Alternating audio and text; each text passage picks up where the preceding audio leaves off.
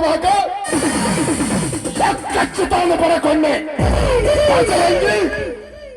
ನನಗೆದುರಾಗಿ ನಿಂತಿದೆಯಲ್ಲ ಮಗನೇ, ಸರಿಯಾಗಿ ಸಮಯವನ್ನು ಸಾಧಿಸಿಕೊಂಡು ನಿನ್ನ ಮಣಿತನದೊಂದಿಗೆ ನಿನ್ನನ್ನು ಸರ್ವನಾಶ ಮಾಡದಿದ್ದರೆ ನನ್ನ ಹೆಸರು ಮುನಿರತ್ನವೇ ಅಲ್ಲ. ಬರ್ತೀನಿ ಮಗನೇ.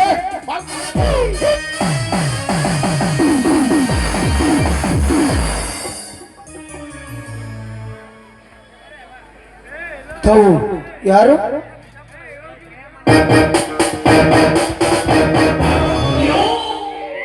ಓಹೋ, ನನ್ನ ಪರಿಚಯ ನಿನಗಿಲ್ಲ ಅಂತ ಅನಿಸುತ್ತೆ.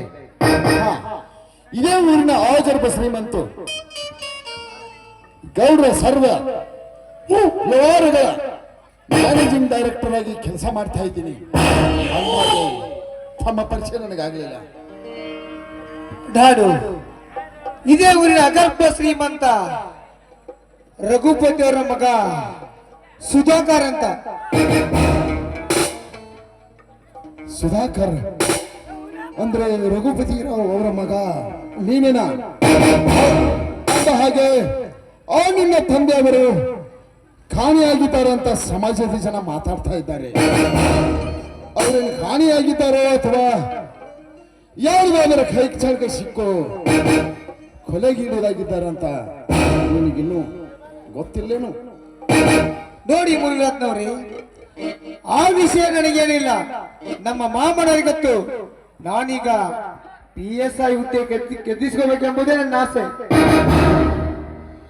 PSI ಎಂಬ ಆ ಹುದ್ದೆಯನ್ನು ಗಟ್ಟಿಸಿಕೊಂಡು ರೋಷವಾಗಿ ಸಮಾಜದಲ್ಲಿ ಸಮಾಜ ಸೇವೆಯನ್ನು ಮಾಡಬೇಕೆನ್ನ ಹಂಬಲದಲ್ಲಿ ನೀನಿತ್ಯ ನಿಜ. ಆದರೆ ನಿನಗೆ ತಿಳಿಯಲಾರದೆ ನಿನ್ನ ತಂಗಿಯ ಮದುವೆ ಆದಿತ್ಯ ನಿನಗೆ ಗೊತ್ತಿಲ್ಲವೇ? ಆ ಗೊಂದಲದಲ್ಲಿ ನಿನ್ನ ತಂಗಿಯ ಮದುವೆಗೆ ಬರುವ ಸಮಯವೂ ನಿನಗೆ ಸಿಗಲಿಲ್ಲವೇ? ಏನ್ ಹೇಳ್ತಾ ಇದ್ದೆ ಮುನಿರತ್ನವ್ರಿ? ಯಾರ ಮದುವೆ ಯಾರ ವಿಷಯ ಏನಂತ ಹೇಳ್ತಾ ಇದ್ದೀರಿ ನೀವು? ನಿನ್ನ ತಂಗಿಯ ಮದುವೆ ರಾಮದೇವ್ ತಮ್ಮ ಭಜರಂಗಿ ತಾನಲ್ಲ, ಅವನೊಡನೆ ನಿನ್ನ ತಂಗಿಯ ಮದುವೆ ನೆರವೇರಿದೆ. ಯಾಕೆ ನನ್ನ ಮೇಲೆ ನಿನಗೆ ಅಪನಂಬಿಕೆ ಬರ್ತಾ ಇದೆ ಏನು? ಹಾಗೇನಿಲ್ಲ. ನನ್ನ ತಂಗಿ ಬಹು ವಿದ್ಯಾವಂತಳು, ಮೇಲಾಗಿ ಡಿಗ್ರಿ ಪಾಸ್ ಮಾಡಿದಳು. ಹೋಗಿ ಹೋಗಿ ಹಳ್ಳಿ ಒಬ್ಬನ ಮದುವೆ ಆಗ್ತಾಳೆ.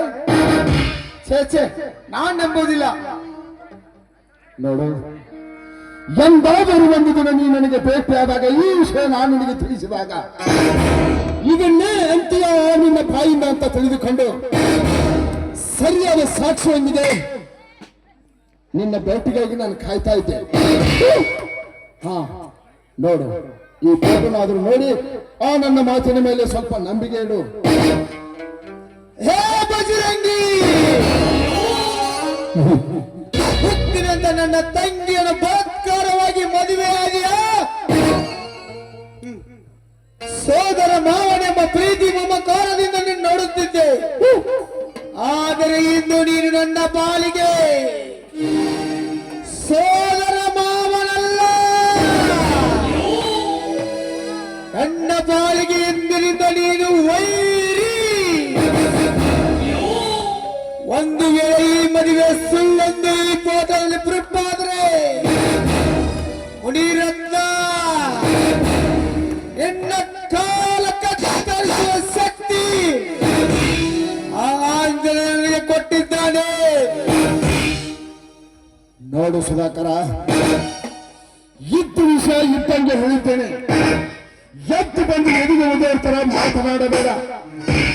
ಒಂದು ವೇಳೆ ಈ ಬೋರ್ಡದಲ್ಲಿ ತೋರಿಸಿದ್ದೇನೆ ನಿತ್ಯ ವಿಷಯವನ್ನು, ಆ ವಿಷಯ ನಿನ್ನ ಕಣ್ಣಿಗೆ ನಿಚ್ಚಳವಾದರೆ ಅವರಿಗೆ ಏನು ಶಿಕ್ಷೆ ನೀನು ಕೊಡ್ತೇ ನನಗೆ ಗೊತ್ತಿಲ್ಲ.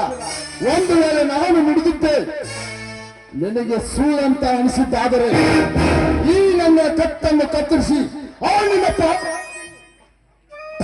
ಬೇಡ ಮುನಿರತ್ನ, ಬೇಡ.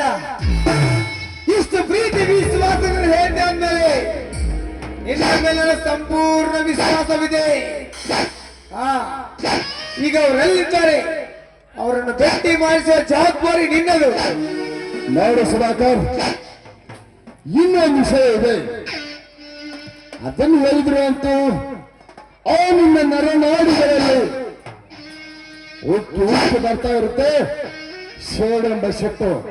ನೋಡು, ಇದೇ ನಮ್ಮೂರಿನ ದೇವಸ್ಥಾನ ರಾಮಲಿಂಗೇಶ್ವರ ದೇವಸ್ಥಾನದಲ್ಲಿ ಬಂಗಾರದ ಕಳವಾಗಿದೆ.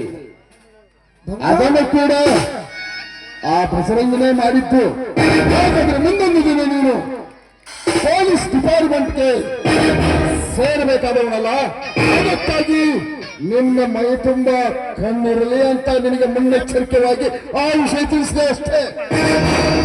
ಮುನಿರತ್ನ, ಸತ್ಯ ನ್ಯಾಯ ನೀತಿ ಧರ್ಮ